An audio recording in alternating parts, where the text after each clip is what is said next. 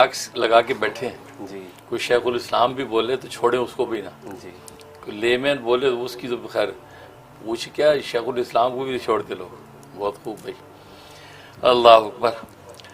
خیر جواب دینے سے پہلے ایک بات یہ ذہن میں رکھیں، جی یہ سوشل میڈیا ہے، یہ سوشل میڈیا ایک آزاد پنچھی ہے، جب چاہے اڑ جائے جب چاہے اڑائے، جو چاہے جو بولے، یہ والی بات ہے.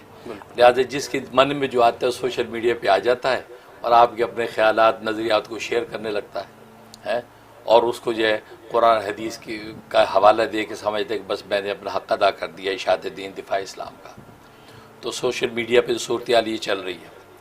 بلکہ اس مثال پہلے سمجھے، کتابوں میں ایک مثال دی جاتی ہے، درس نظامی کی کتابوں میں مثال، کہ وہ یہ کہ 4 نابینا شخص ہیں، انہوں نے ہاتھی نہیں دیکھا ہوتا، مادرزاد اندھے بیچارے ہاتھی نہیں دیکھا کبھی. اب ان کے سامنے ہاتھی لایا گیا. ایک نابینے کو کہا کہ آپ ہاتھی دیکھیں، اس نے آگے بڑھ کے ہاتھ لگایا تو اس کے جو ہے ہاتھی کے ٹانگ پہ ہاتھ آیا، اس نے ہاتھ لگایا تو انہوں نے کہا جی یہ ہاتھی سائڈ پہ ہو گیا جی. دوسرا آیا، دوسرے ہاتھ لگا، اس کے پیٹ پہ ہاتھ آیا، نے پیٹ پہ ہاتھ پھیرا جی، اس نے سمجھ یہ ہاتھی. تیسرا آیا، اس نے جو ہاتھ لگایا تو اس کی سونڈ پہ ہاتھ آ گیا تو سونڈ اس نے یوں ہاتھ لگایا، ہاتھی ہے. چوتھا آیا تو اس نے یوں ہاتھ لگایا تو اس کی دم، چھوٹی سی دم ہاتھ میں آئی، انہوں نے کہا یہ. اب کسی عقل مند نے پوچھا کہ بھائی اب میاں آپ نے ہاتھی دیکھا؟ کہتا ہاں. کیسا پایا؟ کہتا کیا ہاتھی ہے، یوں ایک ستون سا ہے، جس ٹانگ پہ ہاتھ پڑا تھا نا ایک ستون سا ہے وہ ہاتھی. اچھا. دوسرے پوچھا، دوسرا کہتا کیا وہ ایک بڑا سا یوں بڑا سا گھڑا سا ہے وہ ہاتھی ہے. تیسرا بولا کہ وہ ایک لمبی سی ایک سونڈ سی فیل ہوئی ہے تو وہ ہاتھی ہے. چوتھے نے کہا کہ میں نے ہاتھ لگا تو دم سی ہے تو وہ ہاتھی ہے. اب میں یہ پوچھتا ہوں کہ چاروں نے صحیح بات کی یا غلط کی ہے؟ صحیح بات کی ہے، یعنی لیکن پوری بات نہیں کی. ایک نے پیٹ کو ہاتھی سمجھا، ایک نے ٹانگ کو ہاتھی سمجھا، ایک نے دم کو ہاتھی سمجھا، ایک نے سونڈ کو ہاتھی سمجھا. انہیں پورے ہاتھی کو ہاتھی نہیں سمجھا بلکہ اس کے ایک عضو کو ہاتھی سمجھا. ایک 5واں عقل مند بینا آیا آنکھوں والا، اس نے آ کے ان سب کو کہا بھائی تم نے بھی جو کہا ہے ٹھیک ہے، ہاتھی کا ایک عضو بیان کیا، پورا ہاتھی نہیں. تم نے بھی ایک ٹکڑا بیان کیا، پورا نہیں. لیکن تمہارے سارے مجموعے کا نام ہاتھی ہے، صرف سونڈ کا نام ہاتھی نہیں ہے، صرف پیر کا نام ہاتھی نہیں، پورے مجموعے کا نام ہاتھی ہے. بینا نے یہ بات کہی. تو بینا نے بات وہی کہی کہ ان مجموعے کا نام ہاتھی ہے، لیکن اس نے پوری بات کی. انہوں نے آدھی آدھی بات کی. بس بات وہی ہے کہ آج میڈیا پہ بیٹھ کے اسکالر جو ہے وہ آدھی بات کرتے ہیں، پوری بات نہیں کرتے. کوئی شیخ الاسلام آ جاتا ہے، وہ بینا ہے، وہ بینا پوری بات کر دیتا تو ان کو برا لگ جاتا ہے کہ جی ہم نے تو ہاتھی کی ڈیفینیشن کی تھی کہ ایک ستون کا نام ہاتھی ہے، ایک دم کا نام ہاتھی ہے، یہ کہاں سے آگے بھائی؟ یہ کہتے ہیں یہ سارے مجموعے کا نام ہاتھی ہے، لہٰذا شیخ الاسلام کے پیچھے پڑ گئے. تو اس لیے پہلے تو ان کو یہ سوچنا چاہیے ایک وقت کا شیخ الاسلام بول رہا ہے یار، تو وہ آپ کے پاس جو ہے جو ٹٹ پونجیے کے پاس ہے وہ 2 چٹان کی علم نہیں ہے، وہ بولتا ہے تو آپ کہتے ہیں یہ بڑی بات ہے. وہ شیخ الاسلام بول رہا ہے جس کی ساری زندگی علم کی گھاٹیوں پہ گزر گئی، تو یار کچھ اعتماد، ٹرسٹ بھی کوئی چیز ہے، کچھ ٹرسٹ بھی کوئی چیز ہے کہ یار وقت کے شیخ الاسلام نے بات کی تو اس کے پیچھے بہت کچھ ہوگا بھائی. ہر چیز بتانے کی، ہر دلیل سامنے لانے کی نہیں ہے، لیکن جو کہہ دیا بس یار کر لو، یا کم از کم زبان ہی بند رکھو ہے. لیکن بات ہوئی ہے کہ بینا نے آ کے بتا دیا کہ ہاتھی سارے مجموعے کا نام ہے، ایک کا نہیں. آج سوشل میڈیا پر اصل میں یہ زیادتی کی جا رہی ہے کہ ہر آدمی آ کے اپنا مسلک اصل میں بیان کر رہا ہوتا ہے، اور بیان اس انداز سے کرتا ہے کہ اصل دین ہے یہی، قرآن حدیث اصل میں ہے یہی، حالانکہ وہ اپنے مسئلوں کو بیان کر رہا ہے. حالانکہ اس کو چاہیے یہ تھا کہ دیانتداری کا تقاضا کہتے دیکھیں جی ہم اہل حدیث ہیں، اہل حدیث مسلک کے اندر یہ مسئلہ ہے. ہاں حنفیوں کے ہاں یہ وہ حنفی ہیں، لہذا حنفیوں کا بھئی یہ ہے، ٹھیک، یہ فلاں کے ہاں یہ ہے. تو آپ جو ہے نا اپنے مسلک کو مسلک کہہ کے پیش کریں نا، میرا مسلک ہے، یا یہ کہ جو مسئلہ میں بتا رہا ہوں یہ شافی مسلک میں یوں ہے بھائی، ہاں حنفیوں کے ہاں یہ ہوتا ہے. اور آج کل ایک شو یہ بھی چل رہا نا کہ استعمالی زیور جو ہوتے ہیں، عورتوں کو استعمالی زیوروں پہ زکوٰۃ نہیں ہے. تو اتنی کہہ کے آپ نے کنفیوژن پیدا کر دیا. اس ساتھ یہ بھی کہہ دو بھی یہ شافیوں کا مسلک ہے، ہم حنفیوں کا نہیں.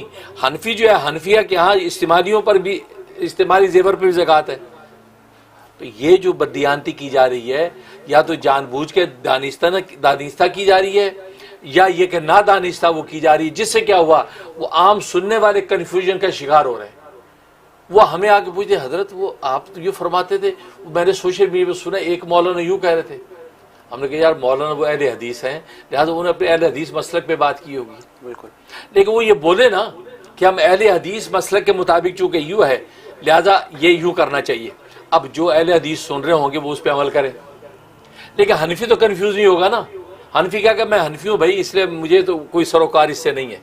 لیکن ہوتا کیا ہے وہ آ کے یوں بیان کر رہا ہوتا ہے کہ جیسے نہیں اب تک جس نے بیان کیا سب غلط ہے, میں جو اصل دین تو میں لے کے آیا ہوں. ٹھیک, لہٰذا اہل حدیث ہوں یا اہل کتابی, کیونکہ ایک فرقہ اہل کتابی بھی آیا ہوا نا جس کو علمی کتابی کہتے ہیں, میں اس کو اہل کتابی کہتا ہوں. تو اہل حدیث ہے یہ اہل کتابی ہے, وہ آ کے بولتے بھی ہیں میں اہل کتابی ہوں, لہٰذا اہل کتابی کے ہاں یہ مسئلہ ہے. ٹھیک, بالکل. اب یہ کسب فیض کا جو معاملہ ہے مردوں سے, اب یہ اہل حدیث تو اصل میں نبی پاک صلی اللہ علیہ وسلم کو بھی قبر میں زندہ نہیں مانتے ہیں. تو جو نبی کو بھی قبر میں زندہ نہیں مانتا وہ قبر سے فیض لینے کی مسئلے پہ کیسے آئے گا؟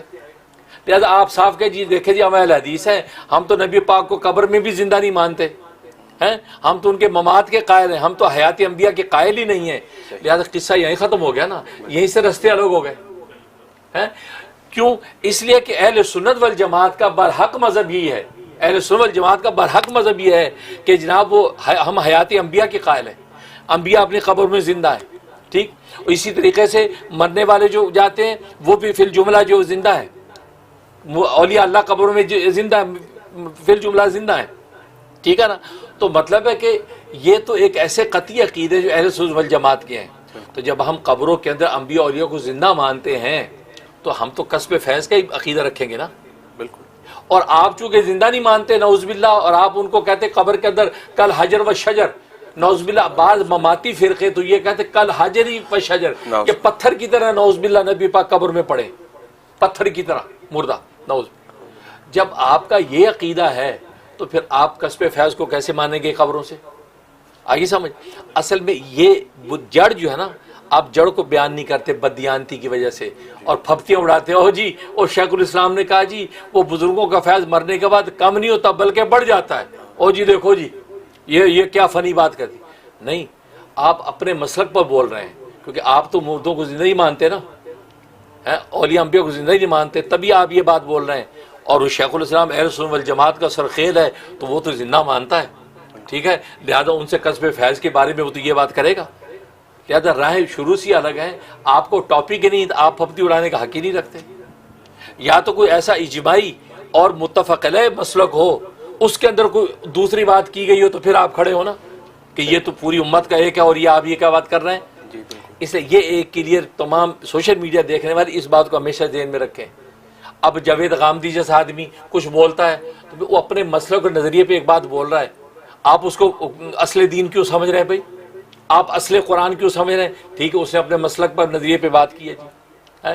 کوئی اور میڈیا اسکالر بول رہا ہے اپنے مسلک اور نظریے پہ بات کی ہے. ٹھیک ہے نا, لہٰذا شیخ الاسلام نے بات کی اپنے مسلک اور نظریے پہ بات کی ہوگی.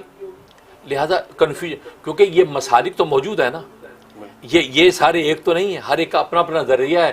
لہٰذا وہی بات ہے, اپنے مسلک کو چھوڑو نہیں, دوسرے کے مسلک کو چھیڑو نہیں. لیکن ہوتا کیا ہے, آپ سر پٹول یوں کرنے لگتے ہیں کہ جیسے آپ سوچتے ہیں کہ اصل دین تو مجھے ہی پتہ ہے, بڑے بڑے شیخ الاسلاموں کو پتہ نہیں جو دین مجھے پتہ ہے, اور آپ چڑھ دوڑتے ہیں. سب سے پہلے اس رویے کی اصلاح کرنے کی ضرورت ہے.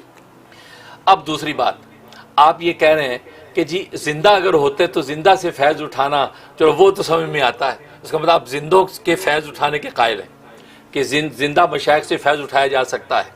ٹھیک ہے نا, آپ یہ کہتے ہیں, اور زندوں کی صحبت آپ کو نفع دے سکتی ہے, آپ یہ کہنا چاہتے ہیں. چلو مان لیا, آپ مردوں کی نمبر تو بعد میں آئے گا, آپ زندوں کے تو قائل ہو گئے نا کہ زندوں سے کسب فیض ہوتا ہے. تو اگر یہ بات ہے کہ زندے کی صحبت نفع دیتی ہے تو سب سے اعلیٰ عرفہ صحبت تو سرکار دو عالم صلی اللہ علیہ وسلم کی تھی. آپ سے اعلیٰ اور عرفہ صحبت تو کسی کی نہیں ہے. ان کی صحبت سے ابو جہل کو فائدہ کیوں نہیں پہنچا, عتبہ کو فائدہ کیوں نہیں پہنچا, شیبہ کو فائدہ کیوں نہیں پہنچا, ولید کو فائدہ کیوں نہیں پہنچا؟ یہ نبی کی اتنی صحبت کیمیا اثر کی صحبت میں رہ کر شب و روز زیارتیں کر کے کوئی نفع نہیں اٹھا سکے. تو کیا خیال ہے کہ کمی صحبت میں تھی یا ان کفار و مشرکین میں تھی؟ کس میں کمی تھی؟ ٹھیک. اور ادھر عبداللہ ابن مکتوم جیسا صحابی نابینا جس نے نبی کے چہرہ بھی دیکھا، اس کو نفع اس کے لیے نافع ہو گئی، وہ کلمہ پڑھ کے مسلمان ہو گیا. اور تو اور ہزاروں میل دور اویس قرنی جس کو آپ کی صحبت و زیارت نصیب بھی آواز بھی نہیں سنی، وہ وہاں ہزاروں میل دور بیٹھا، آپ کی صحبت کا فائدہ وہ ایمان لے آیا. تو اس کا کیا راز ہے؟ یہ اس پر آپ غور کریں کہ قریب بیٹھے والوں کو صحبت نے کوئی اثر نہیں ڈالا اور دور والوں پہ ایسا اثر ڈالا کہ وہ ہزاروں میل دور بیٹھے مسلمان ہو گئے. آخر کیوں؟ کیا وجہ ہے؟ اس پر آپ اگر غور کریں گے نا تو جو الجھن آپ کی نا وہ سلجھن میں بدل جائے گی، سلجھن بدل جائے گی. کیوں؟ اس لیے کہ اصل میں بات یہ ہے اعمال کے ذریعے سے جو احوال پیدا ہوتے ہیں، اعمال کے ذریعے سے جو احوال پیدا ہوتے ہیں، احوال سے مراد محبت الہی، خشیت الہی، فکر آخرت، شوق جنت، یہ احوال ہیں، یہ اعمال سے پیدا ہوتے ہیں. اور اعمال کسی صاحب جو وہ صحبت بزرگ کے پاس آپ بیٹھتے ہیں، اس اعمال سے آپ کے اندر یہ احوال پیدا ہو جاتے ہیں. اب یہ جو احوال پیدا ہوتی ہیں یہ دو طرح کی ہیں، ایک راسخ ایک غیر راسخ. راسخ کا مطلب یہ ہے کہ یہ احوال ایسے پختہ پیدا ہو گیا آپ کے قلب و جان کے اندر کہ اب جو ہے کسی قسم کی صحبت، کسی قسم کی فضا اور حالات پیدا ہوں، وہ احوال آپ کے ختم نہیں ہوتے. وہ خشیت الہی آپ کی قائم رہتی ہے، فکر آخرت آپ کی قائم رہتی ہے. ٹھیک. اور ایک غیر راسخ. غیر راسخ میں ابھی پیوست قلب و جان میں نہیں ہوئے. اس کی مثال ایسی ہے کہ آئینے کے سامنے ہے تو چہرہ نظر آ رہا ہے، آئینے سے ہٹ کے تو چہرہ غائب. تو وہ ایسی صحبت کچی آپ بیٹھے ہیں، اتنی اثر آپ نے لیا ہے کہ اس وقت تو آپ کے اندر یہ کیفیت خشیت الہی آخرت کا خوف پیدا ہوا. جب وہاں سے ہٹے تو سب کیفیت ختم ہو گئی، ماحول بدلا، کیفیت بدل. ٹھیک. یہ غیر راسخ ہے.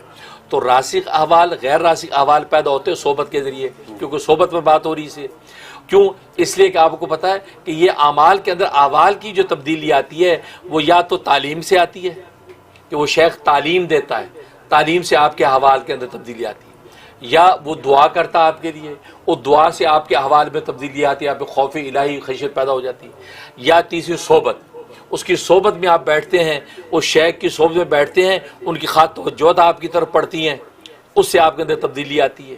تو چونکہ ہم صحبت پر بات کر رہے ہیں تو صحبت کے ذریعے سے جو آپ کے احوال کے اندر جو تبدیلی آ رہی ہے صحبت کے ذریعے سے.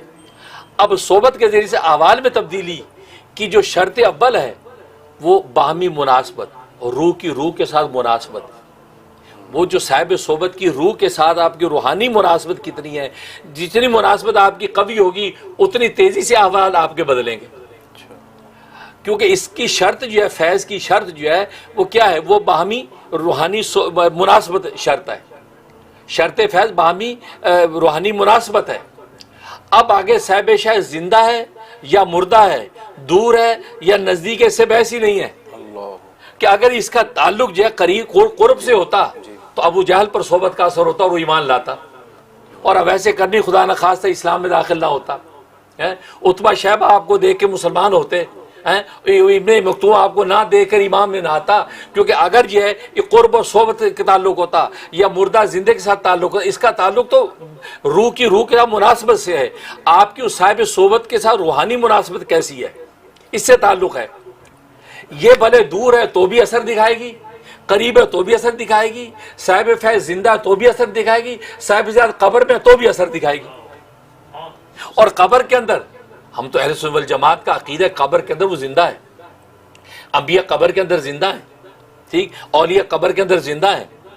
اب میڈیا اسکالر کیا کرتے ہیں؟ آدھی بات بتاتے ہیں، او ولی تو فوت ہو گیا، مر گیا، بات یہاں سٹاپ کر دی. لیکن مرنے کے بعد جب نے دفنا دیا تو مرنے کے بعد دوبارہ زندہ جو ہوا اس کا ذکر نہیں کریں گے، کیونکہ اللہ تبارک و تعالیٰ تو دوبارہ زندہ کر دیتے ہیں نا. نبی پاک صلی اللہ علیہ وسلم پر موت طاری ہوئی، اس کے بعد آپ کو دوبارہ زندہ کر دیا گیا، آپ قبر میں زندہ ہیں. بلکہ خود فرمایا الانبیاء احیاء فی قبورہم یصلون، انبیاء اپنی قبر میں زندہ ہیں اور اس میں نماز پڑھتے ہیں. ٹھیک ہے، تو اس سے اولیاء اللہ اپنی قبر میں زندہ ہیں. تو اب جب آپ اس کی قبر میں جا کے اور بیٹھ کے مراقب ہوتے ہیں جیسے زندگی میں آپ بیٹھ کے مراقب ہوتے تھے تو روحانی مناسبت کی وجہ سے جو شرط فیض ہے آپ فیض کسب کرتے تھے، اس لیے مرنے کے بعد بھی وہ چونکہ زندہ موجود ہیں، اگرچہ دنیاوی احکام ان پر نہیں، لیکن وہ کسب فیض کے لیے جو زندگی چاہیے وہ موجود ہے۔ لہذا آپ جب بیٹھے ہیں اس روحانی مناسبت کی وجہ سے اب پھر فیض آ رہا آپ کو۔ اور جو فرماتے ہیں فیض بڑھ جاتا ہے، بڑھ اس لیے جاتا ہے کہ دنیا کے اندر جب زندہ ہیں تو زندہ میں اس شے کی توجہات 100 طرف ہے، آنکھ ادھر دیکھتی ہے، دماغ ادھر سوچتا ہے، زبان ادھر بول رہی ہے، ہاتھ ادھر، تو وہ اس وجہ سے کیونکہ دنیا کی تشویشات کی وجہ سے اس کی توجہ ایک طرف مرکوز نہیں ہے، اس کے توجہات پھیلی ہوئی ہیں، ٹھیک ہے نا؟ لہذا اب اس کی صحبت میں بیٹھنے کی وجہ سے فیض آپ کو مل رہا ہے، لیکن ہو سکتا ہے کم مل رہا ہو یا بغیر ارادے کے مل رہا ہو۔ مطلب اب آگ کی صحبت میں آپ بیٹھے ہوں تو کیا آگ ارادہ کرتی کہ آپ کو حرارت پہنچائے، یا آپ ارادہ کرتے ہیں کہ آگ کی حرارت مجھے پہنچے؟ آپ ارادہ نہ بھی کریں تو آگ کی حرارت آپ محسوس کریں گے، آگ ارادہ نہ بھی کرے اپنی نیچر کی وجہ سے آپ کو تکلیف پہنچائے گی۔ اسی طریقے سے زندگی کے اندر تو شیخ ہو سکتا ہے آپ کی طرف متوجہ نہ بھی ہو، اس کی توجہ دماغ بیوی بچوں میں لگا، کوئی اس مسئلے میں الجھا ہوا ہے اور آپ پاس بیٹھے ہیں تو لیکن آپ کو فیض پہنچ رہا ہے آگ کی طرح، آپ کو نفع حرارت عشق کا پہنچ رہا ہے اور آپ بھی لے رہے ہیں۔ لیکن قبر کے اندر ساری تشویشات ختم ہو جاتی ہیں اور شیخ کی توجہ مرکوز ہو جاتی ہے صرف ایک کی طرف، یعنی کسب فیض لینے والے کو فیض دینے کی طرف، کیونکہ وہاں اور تو مشاغل ہے نہیں نا دنیا کے۔ اب جب شیخ لیٹا ہوا ہے اور آپ بیٹھے ہیں اور روح کے ساتھ روح ملی ہے تو اب تو توجہ تام بڑھے گی، اس لیے حضرت فرما رہے ہیں کہ فیض بڑھ جاتا ہے، کم نہیں ہوتا۔ دنیا میں تو دیگر مشغولیت کی وجہ سے کم ہو جاتا ہے، لیکن ماں تو کام ہی ہے کہ فیض پہنچانے کا، وہاں دوسرا کوئی کام ہی نہیں ہے، لہذا فیض بڑھ جاتا ہے۔ تو حضرت کے کہنے کا یہ مطلب ہے، اور باقی آپ کا تو قبروں سے لے رہے ہیں، بات یہ نہیں، قبر سے مراد وہ مٹی کی ڈھیری مراد نہیں ہے۔ اگر یہ بات ہو تو مٹی کی ڈھیریاں جہاں لگا دیں آپ اس کو قبر کہہ دیں گے۔ اب جنت البقیع میں رسول اللہ صلی اللہ علیہ وسلم کیوں تشریف لے جاتے ہیں؟ وہ مٹی کی ڈھیریوں کی وجہ سے نہیں، اندر وہ ڈھیریوں کے اندر جو نفوس قدسیہ لیٹے ہوئے ہیں آپ ان کے لیے جا رہے ہیں نا، وہاں جا کے اپنا فیض و دعا پہنچا رہے ہیں، ان کے انوارات کے اندر جو ہے تنویر پیدا کر رہے ہیں، ٹھیک ہے نا؟ اسی طرح حضرت عائشہ صدیقہ رضی اللہ تعالیٰ عنہ کو جب کہا تھا کہ بارش نہیں ہو رہی تو آپ نے کیا فرمایا تھا؟ کہا کہ آپ کے یہ وہ اوپر جو ہے وہ حجرے میں روشن دان کھول دو تاکہ آسمان سے قبر نظر آئے ہیں، اور پھر اللہ سے بارش کی دعا کرو، کیونکہ وہ قبر پہ نظر کس کی پڑنی ہے؟ کیوں قبر کو اوپن کروایا؟ اور روشن آج تک گنبد خضرا میں موجود ہے، یہ کیوں کروایا؟ اس لیے کروایا کہ قبر سے وہ مٹی کی ڈھیری مراد نہیں، قبر کے اندر جو صاحب قبر ہے اس کے انوارات کا فیض جو ہے آسمان کی طرف متوجہ ہوگا تو آسمان والا رحمت نازل کرے گا، اور پھر ایسی بارش ہوئی کہ سبحان اللہ۔ تو کہنے کے بعد آپ قبر جو مٹی کی ڈھیری سمجھ رہے ہیں، اور چونکہ آپ اپنے مسلک کی بات کر رہے ہیں کہ جی قبر اور قبروں سے، آپ کا قبر کے اندر تو مردے پڑے بھائی، موت طاری ہوئی لیکن اس کے بعد ثم یحییکم، قرآن کا پھر تمہیں زندہ ہم کر دیں گے، تو قرآن نے زندہ کر دیا اور وہ کنیکشن آپ کا جو ہے اس کے علیین اور سجین کے ساتھ قائم ہو گیا، اور وہاں آپ کی باڈی ایکٹیویٹ ہے، لہذا وہ جو ہے ثواب یا عذاب وہاں چکھ رہی ہے۔ جب ایکٹیویٹ ہے تو وہاں جب آپ کسب فیض کریں گے تو وہ جو ہے آپ شیخ ولی آپ کی طرف توجہ کر کے روحانی فیض پہنچائے گا نہیں، بلکہ میں نے کہا زیادہ پہنچائے گا۔ لہٰذا یہ آپ کا یہ دھوکہ دینا کہ جی وہ مردوں سے فیض شرک ہو گیا، شرک نہیں ہو، یہ تو عین توحید ہے، اور یہ اصل میں سوال ایک اور پیدا ہوتا ہے، یہ اللہ کو اس کی ضرورت کیا ہے؟ بھائی اللہ نے ڈائریکٹ فیض کا معاملہ کری، اولیاء اللہ کی قبر پہ بیٹھ کے فیض اللہ پہلے وہاں اتارے پھر آپ کے قلب میں، اس کی ضرورت کیا ہے؟ اللہ ڈائریکٹ ہی دے دے آپ کو۔ یہ ایک سوال کہ قبر پہ جا کے وہاں بیٹھ کے مراقبہ کر کے فیض لینے کی ضرورت ہی کیا ہے؟ یہ سوال ہوتا ہے نا، اس کی وجہ اس کا جواب دیتا ہوں۔ اصل میں اللہ کی دو چیز، ایک اللہ کی قدرت ہے، ایک اللہ کی سنت ہے۔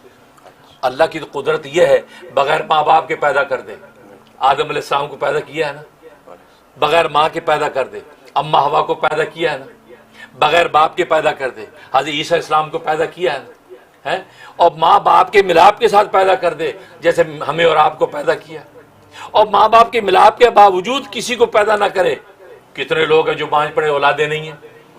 کہاں بغیر ماں باپ کے پیدا کر دیا آدم کو، اور کہاں ماں باپ کے ملاپ کے ساتھ اولادیں نہیں ہو رہی؟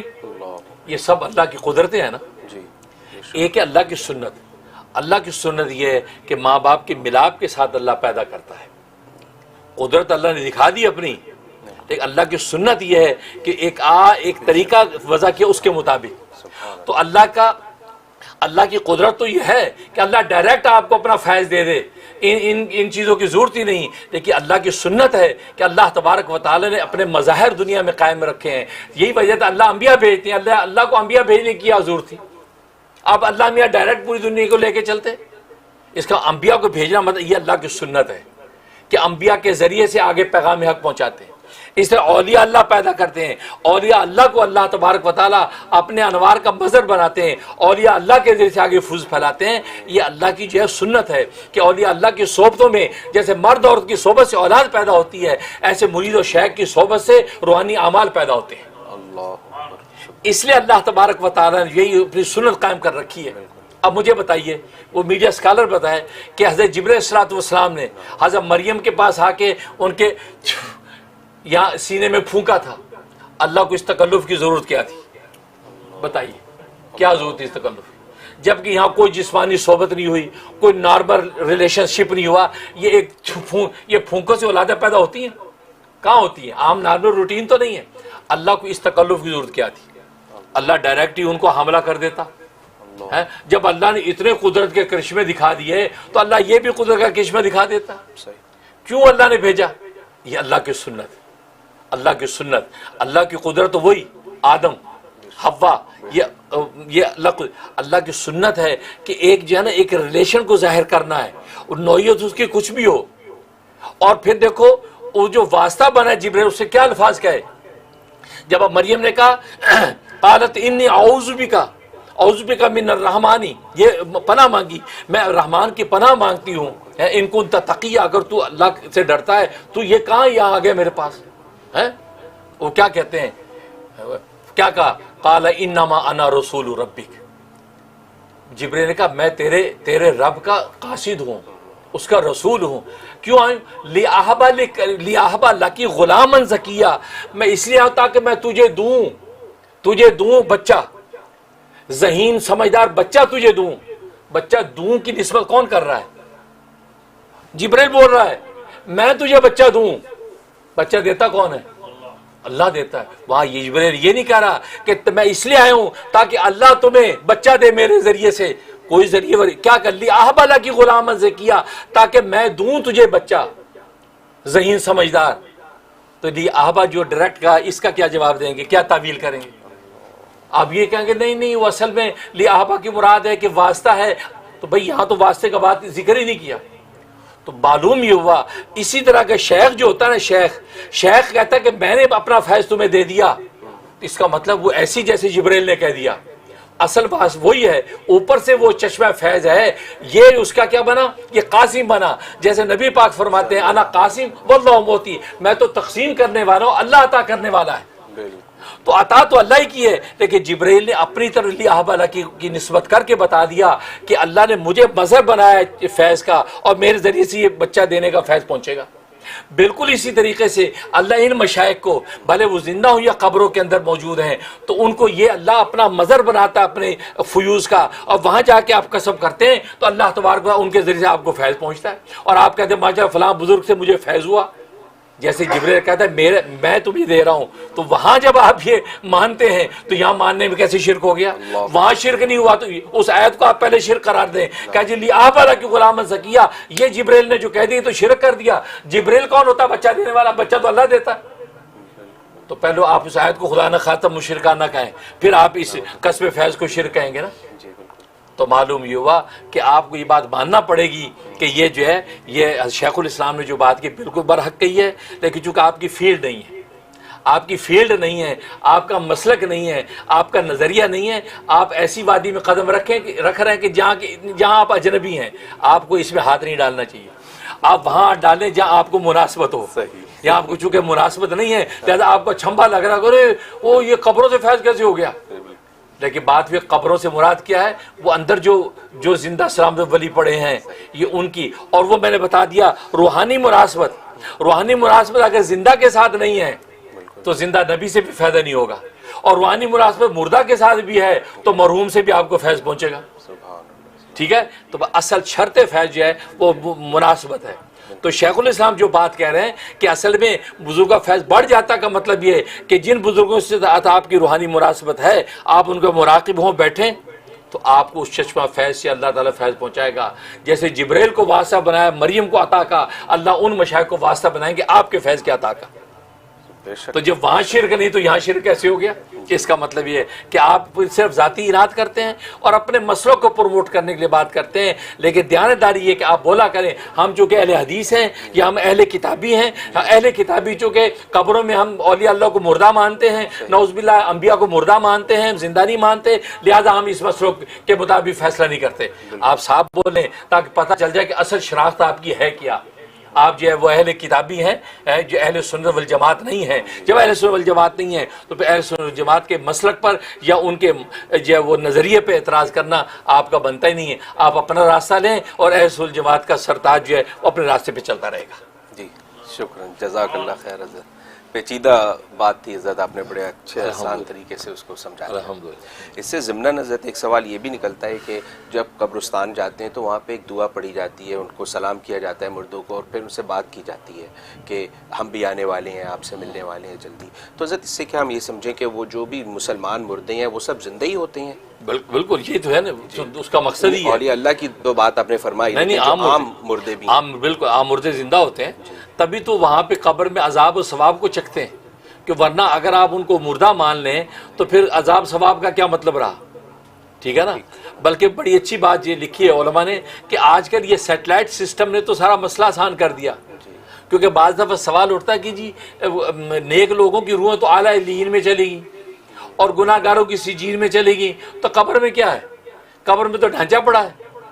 تو یہ سیٹلائٹ کے سسٹم کو آپ دیکھیں, سیٹلائٹ آسمانوں میں ہے لیکن اس کا کنیکشن آپ کے ٹیلی فون کے ساتھ, آپ کا ٹیلی فون ایکٹیویٹ ہے. آپ کنیکشن کاٹ دیں تو وہ ڈی ایکٹیو ہو جائے گا. ٹھیک, تو لیکن بالکل دیکھو کنیکشن اس کا موجود.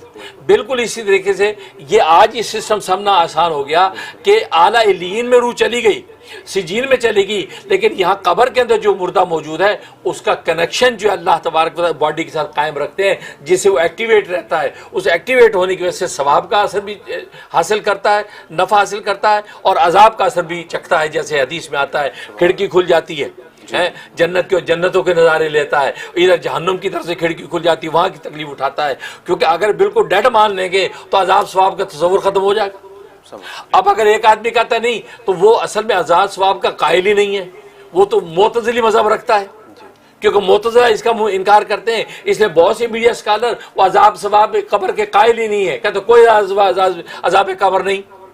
تو اس کا مطلب وہ تو معتزلہ والا مسلک بیان کر رہے ہیں. تو میں یہ کہہ رہا ہوں کہ وہ بولے کہ یہ ہمارا مسلک یہ ہے بھائی, یہ قرآن حدیث کی نص بیان نہیں ہم کر رہے ہیں, ورنہ قرآن و حدیث جو ہے وہ تو بھری پڑی ہے کہ عذاب قبر اور ثواب قبر ہوتا ہے, تبھی تو وہاں کے اندر جو اس کا کنیکشن ان کے ساتھ قائم موجود رہتا ہے. بالکل, جزاک اللہ, شکریہ.